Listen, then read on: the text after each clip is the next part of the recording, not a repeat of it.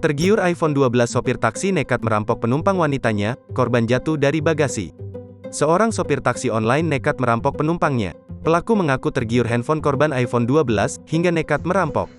Tak hanya itu, pelaku juga meminta PIN ATM korban untuk dikuras isinya. Saat melancarkan aksinya, pelaku mengikat tangan korban menggunakan ikat pinggang.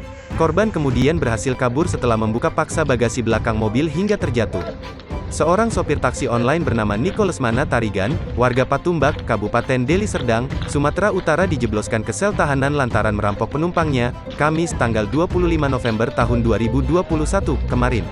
Ia mengaku nekat melakukan aksi jahat itu lantaran tergiur melihat telepon genggam iPhone 12 yang dipegang penumpangnya. Karena melihat handphone yang dimiliki korban, kata pelaku, Niko Lesmana Tarigan, Jumat, tanggal 26 November tahun 2021. Pada saat menumpangi mobil Toyota Rush yang dikendarai pelaku, Graciela memang sedang menggunakan iPhone 12 miliknya.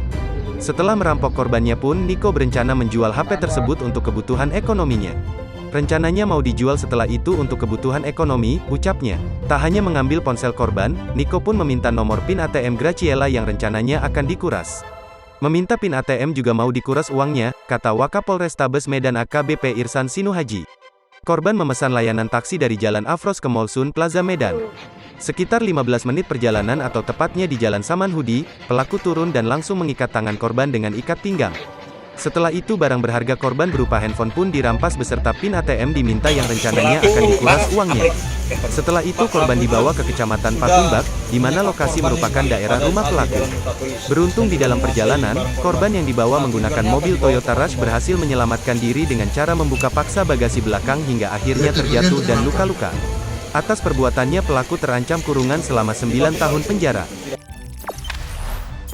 Jangan lupa subscribe, share, komen, dan like ya.